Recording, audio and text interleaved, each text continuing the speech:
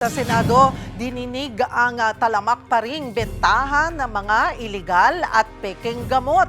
Ang ilan daw sa mga nilalako online, abay nabistong may sangkap na kapareho sa shabu. Para sa detalye, magbabalita live si Mobile Journal, Merimon Reyes. Merimon, ano-ano yung mga gamot na tinutukoy dito? Cheryl, nasita nga ng Senate Committee on Health and Demography ang Food and Drug Administration sa pagkabigo nito na maaksyonan ang paglaganap ng mga illegal, hindi ligtas, counterfeit o di kaya hindi rehistrado mga produkto, lalo ang mga gamot.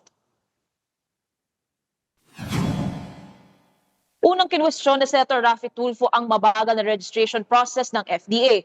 Base kasi sa kanilang naimbestigahan, mayroon umano'y mga fixer sa loob ng ahensya at talamak ang lagay o pera para mapabilis o maantala at maipit ang pagpoproseso ng mga produkto.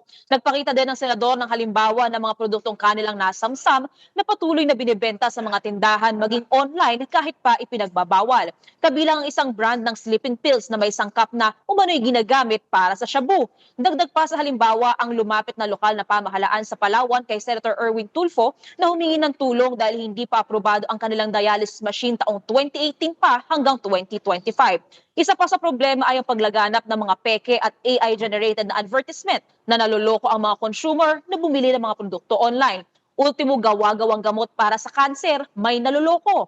Paliwanag naman ni FDA Director General Attorney Paulo Teston, limitado lang ang kanilang tauhan at pondo. Sa buong bansa, mayroong lang 248 na field inspectors ang ahensya at 28 regulatory enforcement unit officers. Sa huling 6 na buwan, natugis ng FDA ang mga lumalabag na mga produkto na abot 56 na milyong piso ang halaga.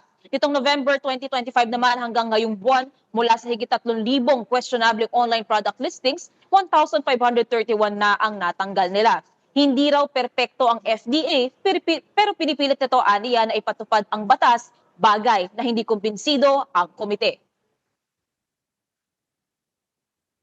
Cheryl, kasunod ito, mamayang hapon naman ay magpapatuloy ang plenary session dito sa Senado kung saan tatalakay muli ang ilan pang mga panukalang batas maging mga issue ng bansa. Cheryl.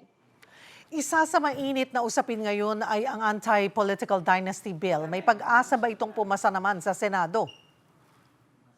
Cheryl, itong si Senate Finance Committee Chair, Senator Sherwin Gatchalian, naniniwala siya na kaya raw ngayong Congress na maisa pa sa ito. Ang kailangan lang daw talaga matutukan yung pagde-define. Mukha daw mabibigyan talaga ito ng oras para mabigyan ng kalinawan kung ano ba ang matatawag na political dynasty, ano ba ang masasakop nito doon sa panukalang batas. Samantala, minumungkahi naman ni Senate President Tito Soto na unti-untiin daw yung pagtatalakay at pagsusulong dito sa anti-political dynasty bill kasi kapag binigla raw ito agad namang ipinilit na itong panukalang batas na magbabawal sa mga magkakamag-anak na sabay-sabay na maghahawak ng posisyon sa pamahalaan, tsak daw na hindi ito makakapasa o masasapasa.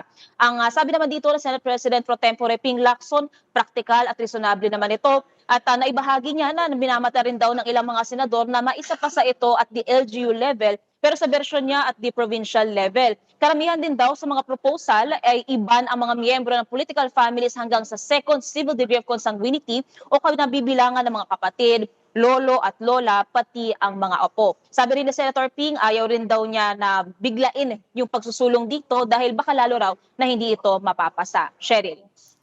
Maraming salamat, Mobile Journal, Merimon Reyes.